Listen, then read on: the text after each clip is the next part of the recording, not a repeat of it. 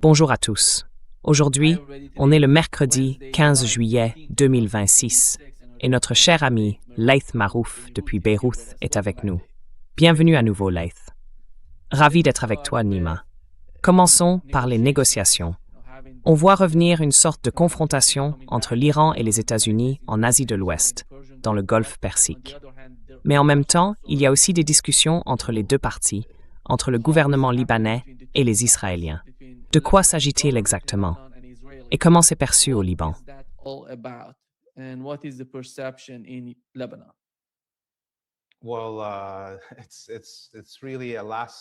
Eh bien, c'est vraiment une tentative désespérée du gouvernement en faillite du Liban, celui du président Joseph Aoun et du premier ministre Nawaf Salam, pour obtenir quelque chose de leur maître à Tel Aviv, à New York et à Washington.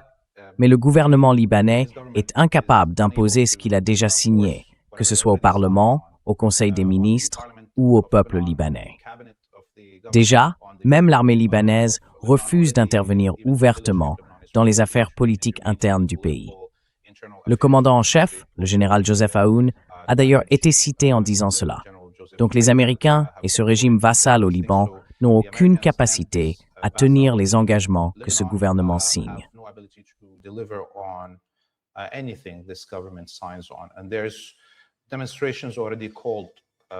Des manifestations ont déjà été annoncées. Et c'est la première fois qu'on va voir de vrais partis politiques rejoindre ces rassemblements à Beyrouth autour des casernes du gouvernement, des bureaux, du Parlement et tout ce qui s'y rattache. Donc il est clair que ceux qui vont partir négocier avec les Israéliens en Europe risquent, s'ils reviennent, de ne plus retrouver de gouvernement. Voilà la situation dans le pays. Les États-Unis, comme on l'a entendu à plusieurs reprises, menacent d'envoyer leurs propres forces au Liban. Mais j'ai des doutes sur leur capacité à le faire.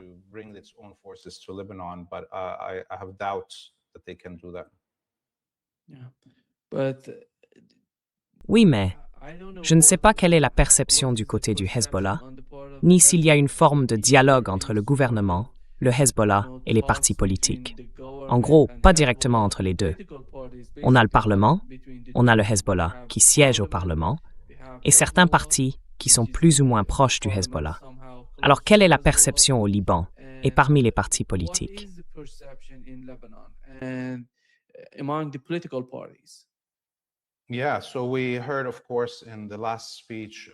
Oui. Alors, on a entendu, bien sûr, dans le dernier discours de Sayed Naïm Al-Qassem, le secrétaire général adjoint du Hezbollah, prononcé lors de la commémoration des funérailles de l'ayatollah Ali Khamenei, que l'accord, selon le Hezbollah, est déjà nul et non avenu, et que le Hezbollah défendra le territoire libanais et le libérera. En gros, ils disent que si quelqu'un a le courage, qu'il vienne les affronter.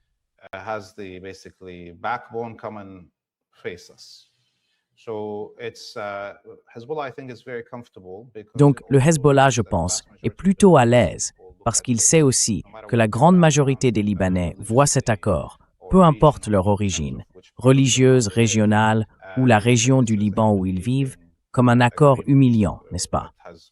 Un accord sans précédent dans cette lutte, encore plus humiliant que celui d'Oslo, signé à l'époque par Abbas et Arafat. On en est donc à un point de rupture.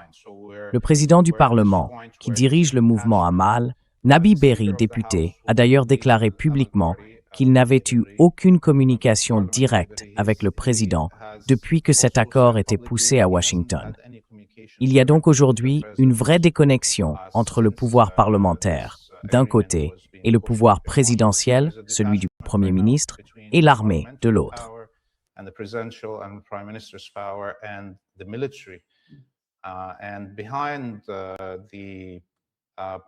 Et derrière le président du Parlement, quand on regarde la composition du Parlement libanais, 22 partis ont signé une déclaration condamnant cet accord et le rejetant. On parle donc de partis chrétiens, de partis arméniens, de partis chiites, sunnites, socialistes, druzes et d'autres encore. Autrement dit, la grande majorité des partis représentés au Parlement s'opposent démocratiquement à cet accord. Le pays est à un tournant, et cela se produit au moment même où les États-Unis cherchent à déstabiliser l'Irak et le Yémen, en provoquant des tensions internes. Comme on le voit au Yémen, l'axe de la résistance a réussi à repousser tous les plans visant à y semer le chaos. Le Liban aussi est concerné, tout comme l'Occident. Et vous savez, l'Empire et les sionistes ne s'en sortiront pas mieux au Liban. En réalité, leur situation est même pire à mon avis, pour leurs agents et leurs vassaux à l'intérieur du pays.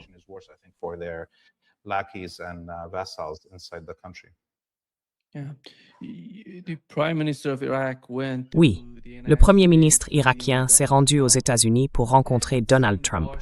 Et il semble que Washington mène une politique sérieuse en Irak, peut-être même des réformes politiques. Ils ont déjà commencé à le faire avec le nouveau Premier ministre irakien. Mais quels sont les principaux objectifs? Et surtout, dans quelle mesure ces objectifs sont-ils réalistes, compte tenu de la situation en Irak et de la diversité des forces présentes dans le pays?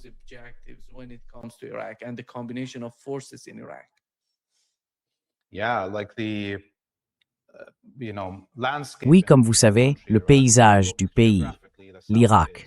Quand on regarde géographiquement, le sud est en grande majorité chiite, le centre et le nord-ouest sont sunnites, et le nord-est, c'est la population kurde qui est aussi sunnite. Donc on a en fait une configuration régionale sur laquelle les Américains peuvent jouer. Et comme on le voit, ça s'étend jusqu'à la capacité des États-Unis d'intervenir en Iran à travers la population kurde. Ensuite, si on regarde la puissance militaire du pays, l'armée irakienne officielle est une organisation assez disparate. Les États-Unis, pendant l'occupation de l'Irak, ont délibérément dissous toute l'armée, exécuté ceux qui en faisaient partie au niveau du commandement, et ont transformé l'Irak, en gros, en une force de police améliorée, sans armes, capable de se défendre réellement.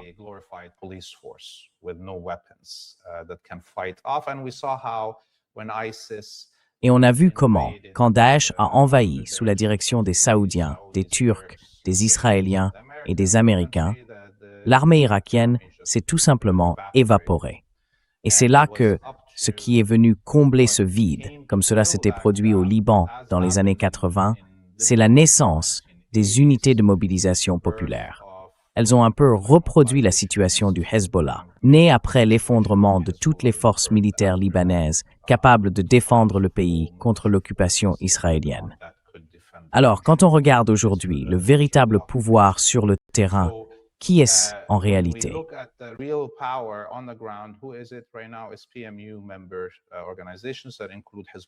Ce sont les organisations membres du PMU, dont fait partie le Hezbollah irakien.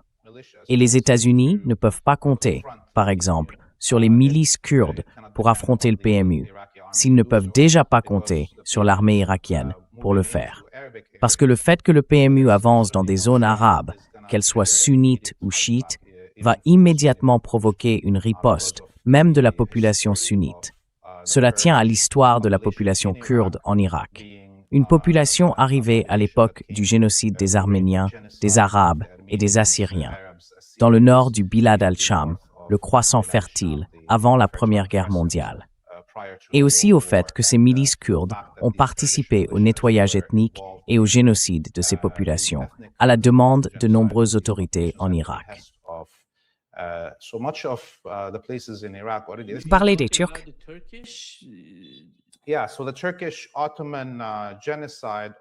Oui, alors, le génocide turco-ottoman, c'était juste avant la Première Guerre mondiale, à un moment où l'Empire ottoman commençait à sentir qu'il allait s'effondrer.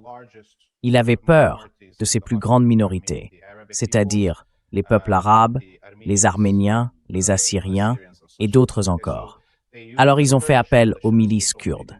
Ils leur ont dit « Vous pouvez descendre des montagnes kurdes, de ces terres infertiles, et venir ici pour prendre ces territoires, les nettoyer ethniquement, éliminer les Arabes, les Arméniens, les Assyriens, et ainsi de suite. » Et c'est ce qui s'est passé.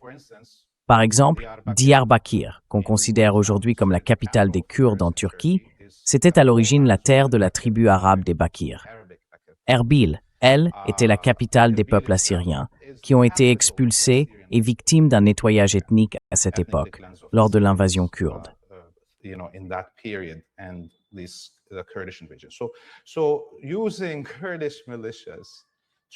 Donc, utiliser les milices kurdes pour envahir d'autres régions d'Irak va forcément provoquer un sentiment nationaliste au sein de la population arabe, quelle que soit leur religion.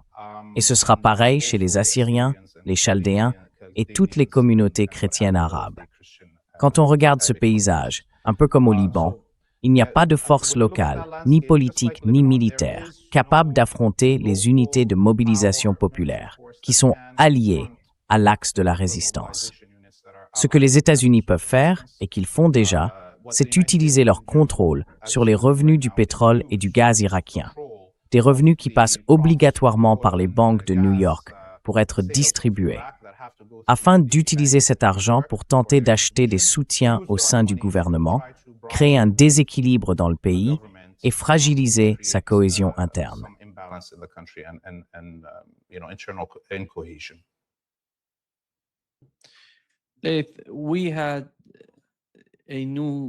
Si un nouveau front devait s'ouvrir à nouveau entre l'Arabie saoudite et le Yémen, le Yémen, lui, n'avait pas pris part au combat depuis le début de la guerre entre l'Iran et les États-Unis.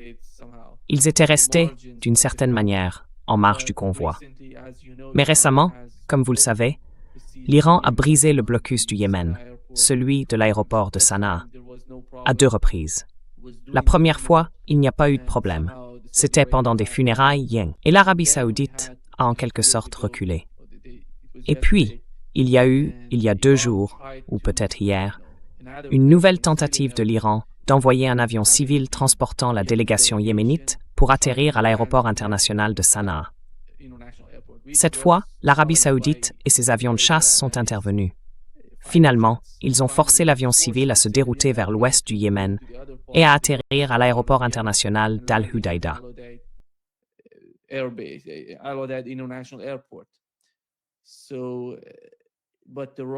Alors, la piste d'atterrissage a été touchée par des missiles tirés par des avions de chasse saoudiens. Ensuite, le Yémen a répliqué en frappant 2 cibles. L'une d'elles était une base aérienne en Arabie saoudite et l'autre, si je ne me trompe pas, l'aéroport international d'Aba, également en Arabie saoudite. Donc, ce jeu de représailles ne se limite pas à l'Iran et aux États-Unis, il se joue aussi entre le Yémen et l'Arabie saoudite.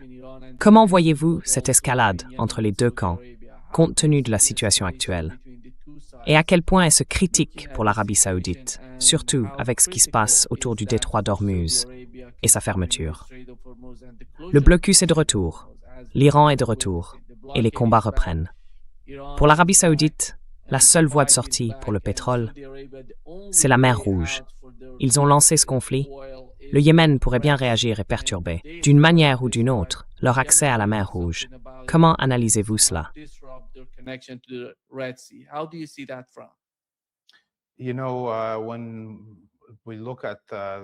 Vous savez, quand on regarde l'histoire de cet avion, il est clair que l'Iran devait envoyer un appareil pour transporter la délégation yéménite depuis Sanaa afin qu'elle puisse assister aux funérailles du grand martyr. À ce moment-là, les Saoudiens ont menacé d'abattre l'avion et de détruire l'aéroport. Mais ils ne l'ont pas fait parce qu'ils voulaient contester cette violation du blocus imposé au Yémen. Parce que si les Saoudiens n'avaient pas réagi, le blocus aurait perdu tout son sens. Il y aurait eu, chaque jour, plusieurs vols en provenance d'Iran qui auraient pu transporter tout ce qu'ils voulaient et le Yémen aurait été libéré d'un siège qui dure depuis plus de 10 ans. Alors évidemment, les Saoudiens ne pouvaient pas laisser faire. Et ce qu'ils ont fait, c'est que même quand l'avion est revenu, ils n'ont pas non plus attaqué l'appareil.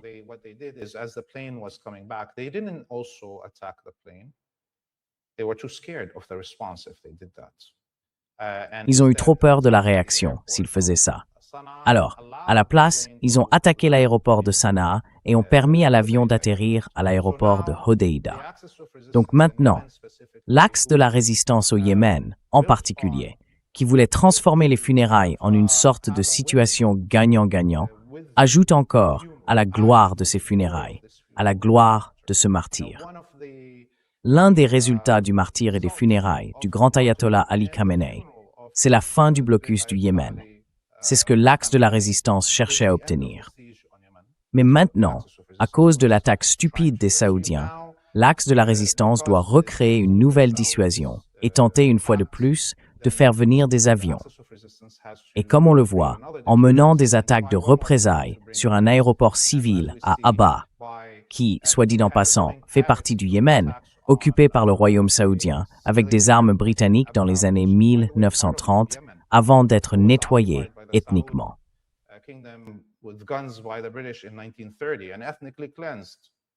Abha, Assir et Najran, dans la région au sud de la Mecque. Tout ça, c'était des terres yéménites jusqu'en 1930.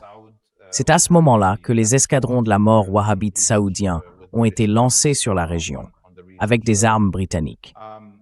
Et ça, c'est quelque chose dont la résistance d'Ansarullah au Yémen et le gouvernement yéménite parlent tout le temps. Ils disent, si la famille Saoud continue comme ça, eh bien, nous allons libérer les terres yéménites occupées depuis 1930, une bonne fois pour toutes. Et peut-être même, un jour, aller plus loin et libérer la Mecque du contrôle de ce pouvoir. Je ne dis pas que ça va arriver maintenant, je vous replace simplement le contexte, pour ceux qui ne savent pas ce qu'est Abha. Mais clairement, aujourd'hui, les Saoudiens, s'ils ne réagissent pas, et pour l'instant, ce n'est pas une guerre ouverte entre l'Arabie saoudite et le Yémen. Alors le Yémen doit tester d'autres moyens, comme faire venir plus de vols pour montrer que le blocus touche à sa fin.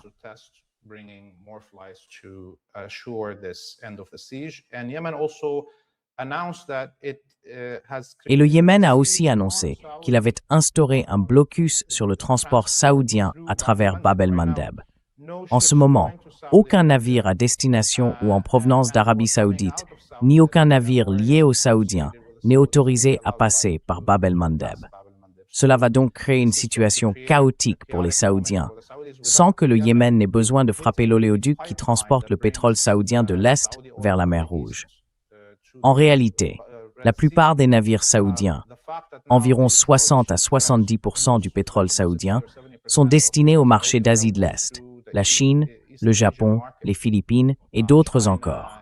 Désormais, ils ne peuvent plus passer par Bab el-Mandeb. Ils doivent emprunter le canal de Suez, puis contourner toute l'Afrique pour atteindre les marchés d'Asie de l'Est. Et on va voir le chaos commencer à s'installer sur ces marchés à cause de cette décision.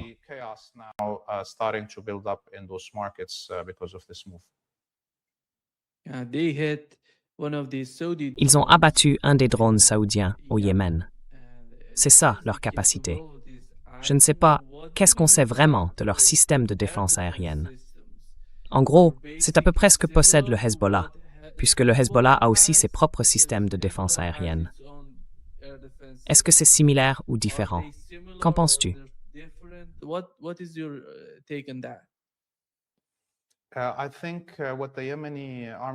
Je pense que les forces armées yéménites disposent d'un équipement plus développé, plus avancé. Ce n'est pas que le Hezbollah ne puisse pas avoir ce genre de capacité, mais le territoire libanais rend les choses beaucoup plus compliquées. C'est très difficile de dissimuler des systèmes de défense aérienne et les radars qui vont avec, surtout quand il y a des services de renseignement partout et que le pays est disputé. Au Yémen, au moins, les zones contrôlées par Ansarullah et par l'armée nationale yéménite ne sont pas contestées. Ils peuvent installer ce qu'ils veulent, où ils veulent. Et ce qu'on constate en réalité, c'est que les défenses aériennes dont disposent les Yéménites se rapprochent clairement de ce que possède l'Iran.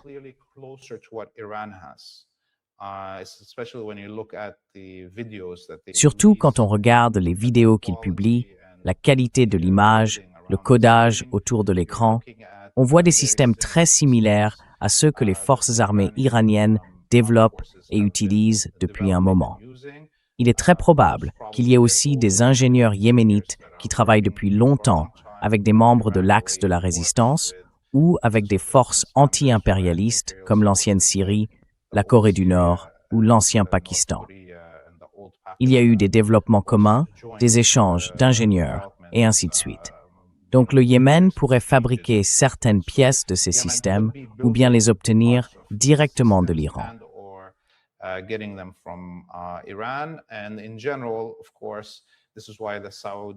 Et en général, bien sûr, c'est pour ça que les Saoudiens paniquent. Parce que si des vols arrivent directement avant ce vol de défi lancé par l'Iran et le Yémen, eh bien, à l'époque où l'aéroport de Sanaa était encore ouvert, pour s'y rendre, il fallait passer soit par Riyad, la capitale du royaume saoudien, soit par Amman, la capitale du royaume jordanien, et il fallait obtenir l'autorisation des services de renseignement saoudiens et jordaniens pour pouvoir embarquer. Donc, il n'y avait aucun moyen pour que ce mouvement entre l'Iran et le Yémen soit sûr. Je pense que le Yémen et l'Iran vont essayer d'en faire une réalité permanente.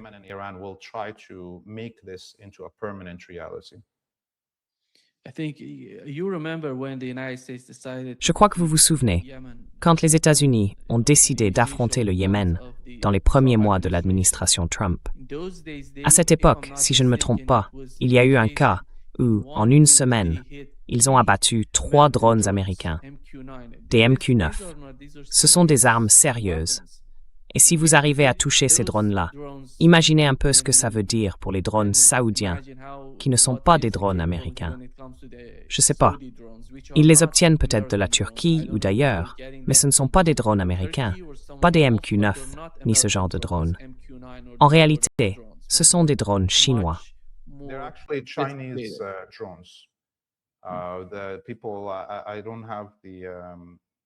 Les gens, je ne me souviens plus du nom exact du modèle du drone, mais il a été filmé et on sait que ce sont des drones chinois. La Chine vendait, bien sûr, des drones à beaucoup de monarchies du Golfe. Est-ce qu'elle va continuer à le faire? Je ne sais pas. On verra comment les choses évoluent.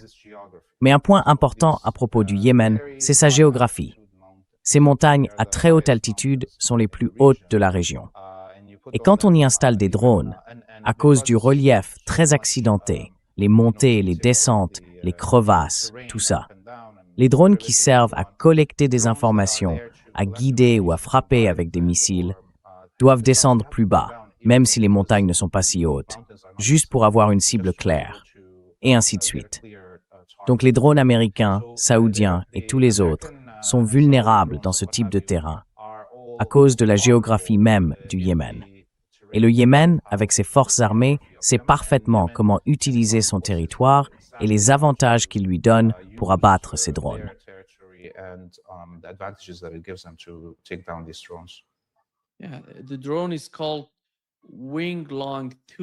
Le drone s'appelle Wing Lung 2. C'est un drone chinois qu'ils utilisent. Je ne pense pas que ce soit la version la plus récente des drones chinois. En gros, on dirait un vieux modèle chinois qu'ils utilisent en Arabie Saoudite. Laith, l'autre point, c'est le système de défense aérienne aux Émirats arabes unis. Qu'est-ce qu'on sait de ce système? Est-ce qu'il est israélien ou est-ce qu'ils vont en acquérir d'autres? Je ne sais pas si... Parce que Israël envoyait une partie du système de défense aérienne, Dôme de fer. Je ne sais pas s'ils ont aussi le système Patriot, parce que le Patriot, c'est un peu différent. C'est une sorte de combinaison, une intégration de plusieurs systèmes de défense aérienne. Mais est-ce qu'ils en ont? Est-ce qu'ils reçoivent des systèmes de défense aérienne des États-Unis?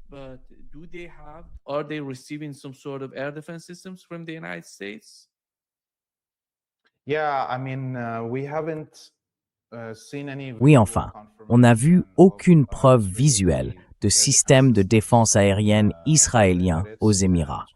Et ce serait vraiment très facile à repérer vu que le terrain est complètement plat.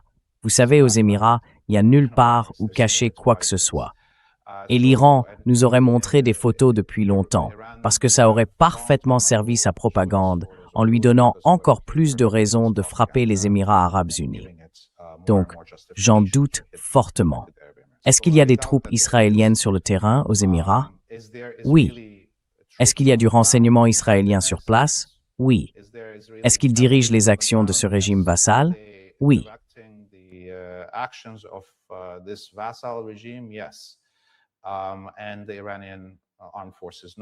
Et les forces armées iraniennes le savent. Très probablement, beaucoup des frappes qu'on a vues pendant la guerre de 40 jours, sur ces hôtels et d'autres sites, où il n'y a eu aucune annonce de soldats américains ou occidentaux blessés, visaient en réalité des cibles israéliennes. Ces cibles ont été touchées, voire éliminées lors de ces attaques. Donc, d'une certaine manière, il y a une guerre clandestine sur le territoire émirati, entre l'axe de la résistance et les Israéliens. Les systèmes de défense aérienne utilisés en ce moment sont tous d'origine américaine ou issus de l'OTAN, déployés aux Émirats arabes unis.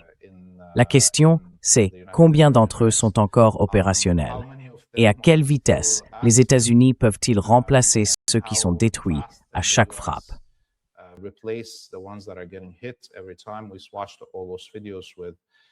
On a vu toutes ces vidéos montrant les échecs des systèmes patriotes à intercepter les missiles iraniens qui ont frappé les batteries, ainsi que les systèmes de commandement et de contrôle.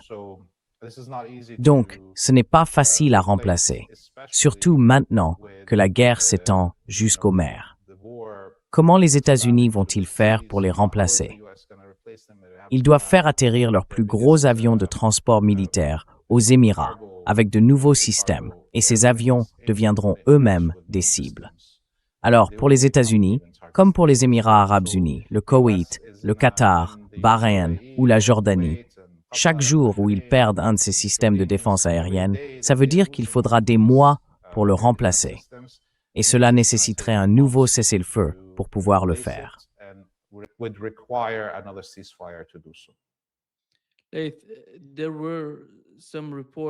Il y a eu des informations selon lesquelles environ 500, 600, peut-être jusqu'à 1000 combattants du HTS se trouveraient dans le nord du Liban.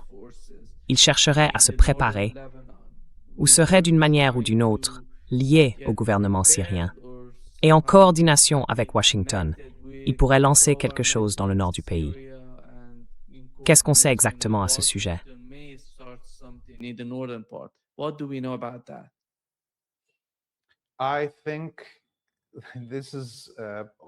Je pense que c'est encore une tentative de ressortir l'épouvantail de Daesh envahissant le Liban, soi-disant à la demande de Joel Jolani, pour s'en prendre au Hezbollah. On a entendu ça combien de fois déjà depuis la chute du gouvernement de Bachar al-Assad? Depuis, en gros, janvier 2024. Et là, on est en 2025, on entend toujours ces menaces d'invasion. Ça n'arrivera pas. Il y a eu des essais et ils ont complètement échoué. 3000, 4000 combattants de Daesh, du HTS, ou peu importe le nom qu'ils se donnent, seraient balayés en quelques minutes par les tribus du nord du Liban s'ils tentaient d'envahir depuis là-bas.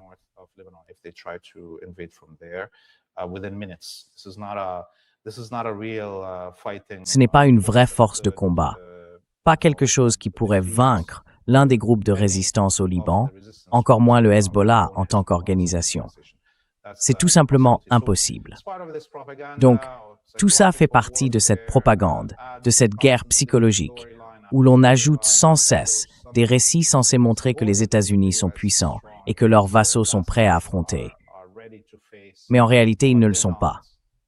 Alors, si vous entendez encore une fois cette histoire, selon laquelle, soi-disant, des escadrons de la mort wahhabites vont envahir depuis la Syrie, souvenez-vous de l'épouvantail. L'épouvantail, lui, est planté sur un bâton. Il ne peut rien faire. Il ne peut même pas bouger. Eh bien, c'est exactement la situation du gouvernement du HTS. Ils sont coincés dans les grandes villes de Syrie, essayant de maintenir un semblant d'ordre.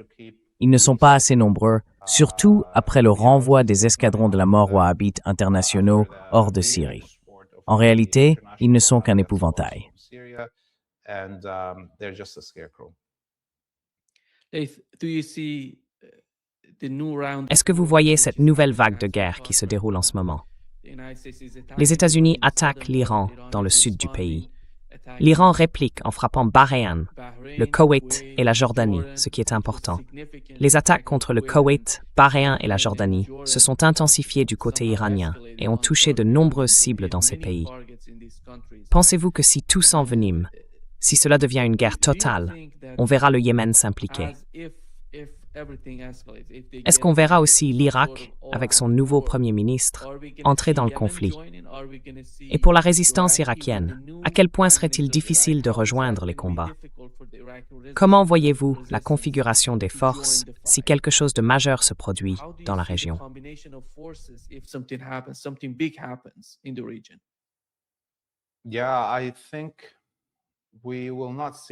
Oui, je pense qu'on ne verra pas d'arrêt de l'attaque pour le moment. En fait, ça va même s'accélérer, surtout maintenant que la Coupe du Monde se termine aux États-Unis et que le pays peut récupérer une partie de son investissement dans ce spectacle théâtral, qui est devenu encore plus artificiel que le catch américain, si on regarde la mise en scène. Mais revenons au sujet sérieux. Clairement, dans les prochains jours, les attaques des États-Unis contre l'Iran vont s'intensifier et la riposte de l'Iran devra augmenter en proportion. Et comme les États-Unis n'ont rien pu faire de vraiment significatif dans les trois autres grands pays de l'axe de la résistance, l'Irak, le Liban et le Yémen, pendant cette trêve avec l'Iran, ils espéraient provoquer des conflits internes dans ces régions, pour que les membres de l'axe de la résistance dans ces pays ne puissent pas se joindre à l'Iran quand celui-ci est attaqué.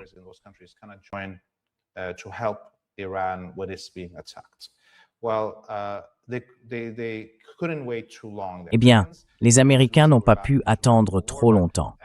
Et comme on le voit, on est de nouveau en pleine guerre, mais à une intensité plus faible. Cela dit, ça va s'intensifier dans les 3 prochains jours à mesure que la Coupe du Monde se termine, 3 ou 4 jours tout au plus. Je pense qu'on verra alors de véritables combats au sol, peut-être au Yémen et en Irak. Je doute que ce soit le cas au Liban, mais à l'intérieur des pays, oui. On pourrait voir une tentative des Saoudiens d'envahir le Yémen ou de mobiliser leurs bases wahhabites pour agir à l'intérieur du pays, alors que le Yémen renforce son soutien à l'Iran. De la même façon, en Irak, il pourrait y avoir des affrontements, mais ils se retourneraient contre l'alliance américaine. Donc, à mon avis, c'est en train d'arriver. Et qui sait où tout cela va mener ensuite? La seule chose qui crée aujourd'hui des faits, c'est la force. Alors, on verra comment les forces vont s'équilibrer au fur et à mesure que la bataille continue.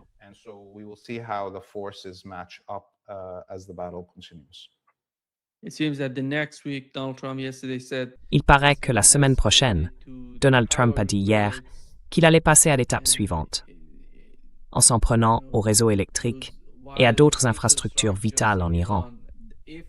Si c'est vraiment ce qu'il compte faire, on verra sans doute la même chose dans les pays du Golfe.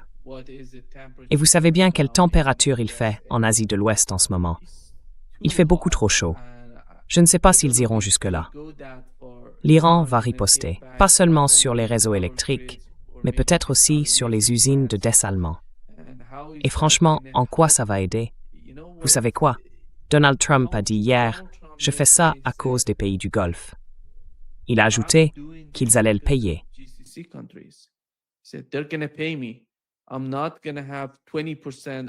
Je ne vais pas avoir 20%, parce qu'il a dit qu'il allait imposer 20% sur les prix du pétrole, sur les pétroliers et les navires commerciaux dans le Golfe Persique, dans le détroit d'Ormuz. Puis il a ajouté que non, ils allaient le rembourser, qu'ils allaient compenser. Il a parlé des pays du CCG, en disant qu'ils allaient investir aux États-Unis. C'est pour ça qu'il allait le faire pour eux. Mais si c'est vraiment pour eux, ça va dévaster leur économie. Ça va dévaster tout dans leur pays. Est-ce qu'ils sont prêts à ça? Ou est-ce qu'ils soutiennent vraiment cette idée?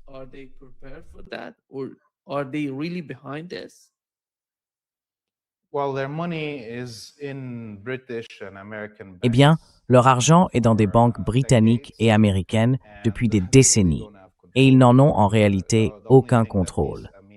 La seule chose que ces émirs contrôlent, c'est les 10 ou 20% qui leur restent, en tant que famille royale, pour s'amuser un peu. Le reste, c'est décidé par un banquier suprémaciste juif à Wall Street ou ailleurs, selon l'endroit où cet argent est dépensé. Et en général, tout est dépensé dans l'économie britannique et américaine. C'est ça, la colonne vertébrale du système financier impérial, le pétrodollar.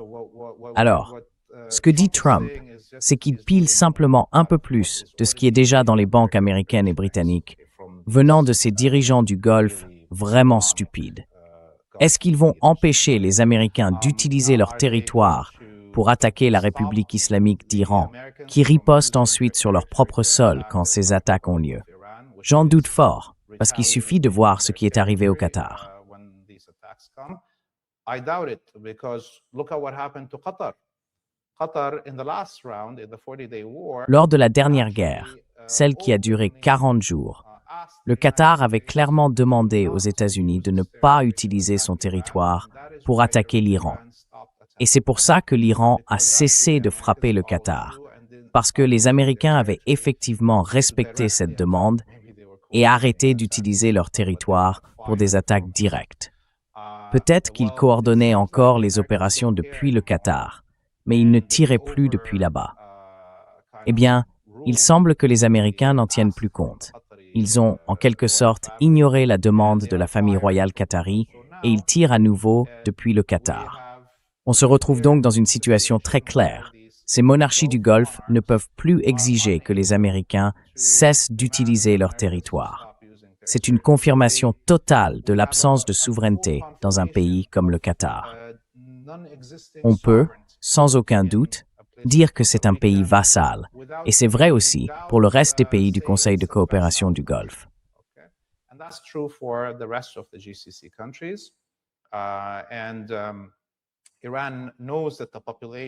Et l'Iran sait que les populations de ces pays sont opposées aux objectifs génocidaires des États-Unis en Palestine et dans la région. On entend souvent des gens se plaindre, dans les discussions du quotidien, des conséquences de la présence des troupes américaines dans leur pays. C'est pour cette raison que l'État iranien a publié un communiqué plus tôt dans la journée, s'adressant aux populations de pays comme le Koweït et la Jordanie. Il y expliquait qu'il ne voulait pas s'en prendre aux civils, que sa cible, c'est la présence américaine sur place, et que les peuples de ces pays devraient eux-mêmes faire partir les forces américaines pour éviter que l'Iran n'ait à frapper ces sites directement. Le gouvernement iranien le sait, et le peuple iranien aussi.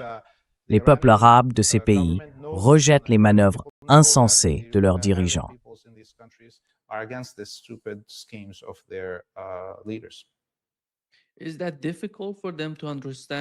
Est-ce que c'est si difficile pour eux de comprendre que fondamentalement, cette guerre oppose l'Iran et Israël, et qu'Israël voulait cette guerre?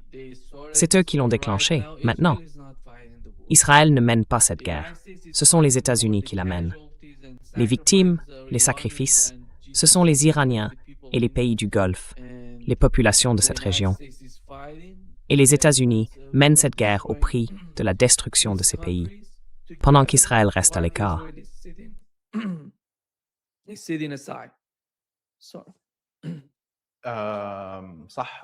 Désolé. Sarah, écoute, tu sais, si l'empereur idiot attaque vraiment les réserves d'eau, l'électricité, les ponts et les barrages comme il l'a menacé, alors bien sûr que l'Iran devra faire la même chose, en riposte, en commençant par la colonie juive, pas par le CCG. Et tu vois, si on regarde la situation, évidemment, je pense qu'il devrait aussi le faire à la fin, si ces pays du CCG ne sont toujours pas dissuadés, en voyant que la colonie suprémaciste juive reste jusqu'à présent à l'abri, alors que leur propre territoire est bombardé. Parce que jusqu'à maintenant, la République islamique d'Iran n'a pas attaqué Israël, puisque Israël n'attaque pas officiellement l'Iran.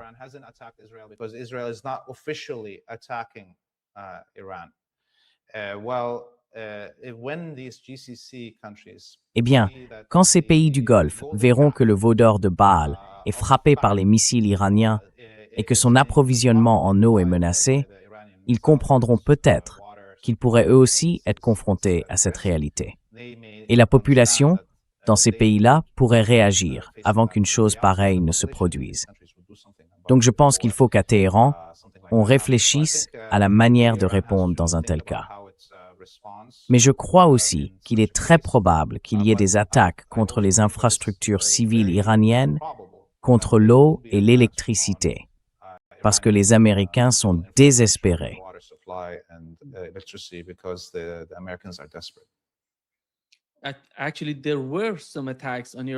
En fait, il y a eu quelques attaques contre des infrastructures iraniennes dans le sud, à Kesh, sur l'île de Pars, et dans d'autres régions du sud de l'Iran. Mais ce n'était pas très important. Ils ont touché une partie de l'approvisionnement en eau pendant la guerre, et après la guerre, nous avons repoussé ces attaques. Mais si ça continue dans cette direction, s'ils essayent d'aller plus loin, ça veut dire qu'ils vont tout détruire dans les pays du Golfe. Je ne vois pas l'Iran reculer face aux États-Unis. Ce sont les Américains qui les attaquent. Et ils ne vont pas céder. Ils vont répondre. Et ce sera dans tout le Golfe Persique.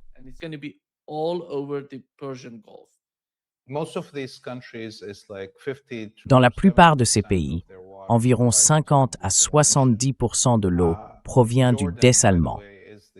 La Jordanie, d'ailleurs, fait partie des pays les plus pauvres en eau de la planète. La majorité de ses ressources hydriques vient du bassin du Jourdain et de la rivière Yarmouk, au nord, à la frontière avec la Syrie. Et comme les Israéliens ont pris le contrôle de la rivière Yarmouk, l'accord que le gouvernement syrien avait depuis des décennies, depuis la fin de l'époque coloniale, en 1942, un accord où la Syrie faisait preuve de générosité envers la population et l'État jordanien en leur cédant la grande majorité de l'eau, parce que la Syrie dispose d'autres sources.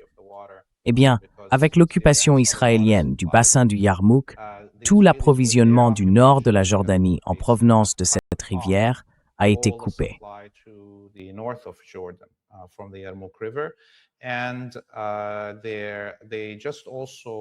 Et ils ont aussi refusé de respecter l'accord qu'ils ont avec l'État jordanien sur le partage des eaux du Jourdain. Et ça, c'est arrivé il y a à peine une semaine et demie.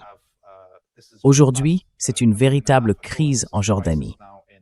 Ce pays s'est pourtant présenté comme le bouclier qui a défendu Israël contre les missiles et les drones iraniens pendant la guerre de 40 jours.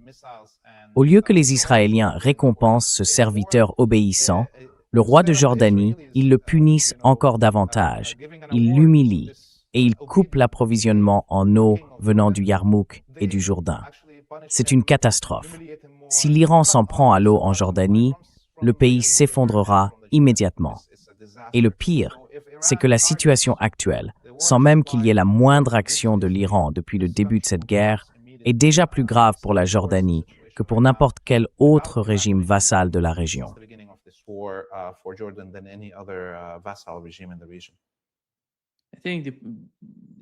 Je pense que le cas de la Jordanie est vraiment crucial. On voit bien la combinaison entre le gouvernement et le peuple. Vous savez, il y a environ 40 à 50% de Palestiniens en Jordanie, si je ne me trompe pas. 70% des citoyens jordaniens sont d'origine palestinienne. Alors, 70%, comment voyez-vous cela? Et ces personnes, ce sont des citoyens de seconde zone. Ont-elles vraiment leur mot à dire dans le système politique en Jordanie?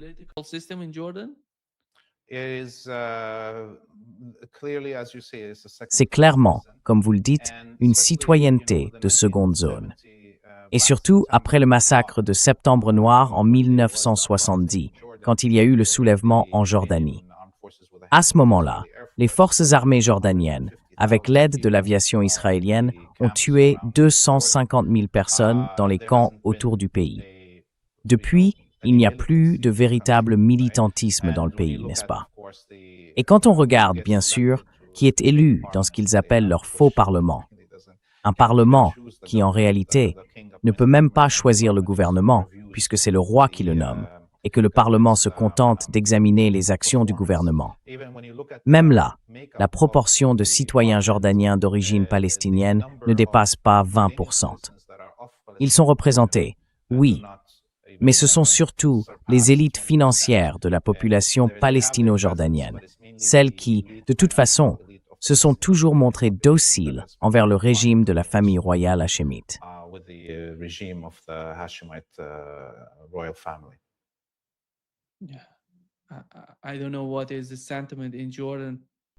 Je ne sais pas vraiment quel est le sentiment en Jordanie du point de vue de l'opinion publique. Mais si quelque chose tourne mal, c'est une des régions qui pourrait se déstabiliser très facilement. Est-ce qu'il se passe quelque chose à l'intérieur de la société, que le gouvernement... Parce que, franchement, le gouvernement n'est pas très puissant. Personne ne semble vraiment se soucier du gouvernement jordanien. Même parmi les pays du Golfe, personne ne parle de la Jordanie. Et le roi Abdallah n'est pas, disons, très influent. Quelle est la situation là-bas? Est-ce que vous voyez une forme de Vous avez évoqué le cas de l'Égypte. Est-ce qu'on observe la même chose en Jordanie aussi? Is the same happening in Jordan as well? Well, it's a little bit deceiving. Eh bien, c'est un peu trompeur. La couverture médiatique sur la Jordanie en termes de quantité ou d'importance. Ça donne l'impression que ce n'est pas un sujet majeur, alors qu'en réalité, c'est le centre du travail de renseignement de l'Empire dans la région. On peut remonter jusqu'à l'époque d'Edward Snowden, quand il a révélé les images du programme PRISM qui surveillait le monde entier pour le compte du gouvernement américain. Et ces documents montraient que la Jordanie était le pays le plus surveillé au monde. Et ce n'est pas seulement parce que le régime jordanien est docile, ou parce qu'il y a une importante population palestinienne dont l'Occident redoute les moindres mouvements et veut tout contrôler. C'est aussi parce que la Jordanie a servi de plaque tournante pour le transport des escadrons de la mort wahhabites depuis 1979, et ensuite pendant la guerre en Afghanistan. Les débuts de ce qu'on connaît aujourd'hui sous les noms d'Al-Qaïda, de Daesh et de toutes ces organisations.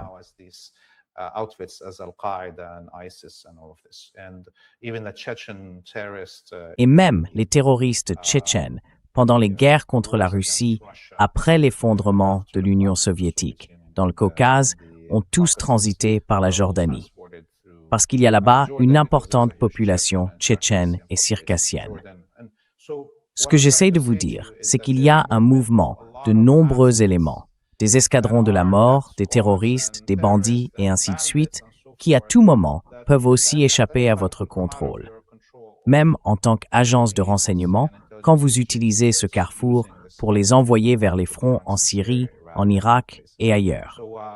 Donc, la Jordanie est en réalité un pays crucial, essentiel, parce qu'elle a aussi réussi en tant que régime à rester stable. Une partie de cette stabilité vient du fait qu'elle reste discrète à grande échelle et qu'elle fait de temps en temps intervenir son roi, à moitié anglais, pour parler dans les médias occidentaux et donner l'image du bon arabe. Et de ce point de vue, c'est un régime qui a très bien réussi.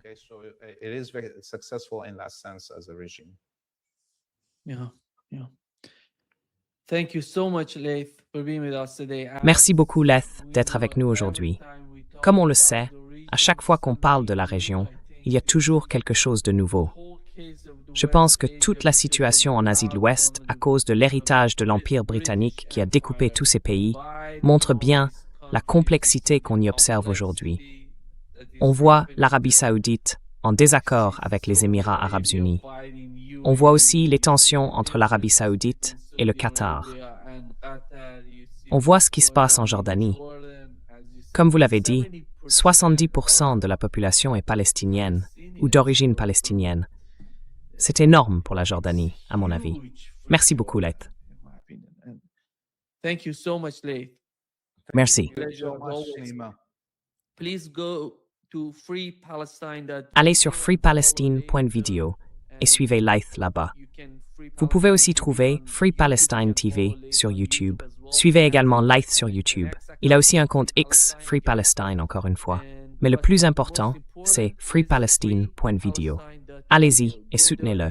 Il fait un travail vraiment remarquable sur le terrain à Beyrouth. Merci beaucoup, Laith. À la semaine prochaine, Nima. À la semaine prochaine. Au revoir.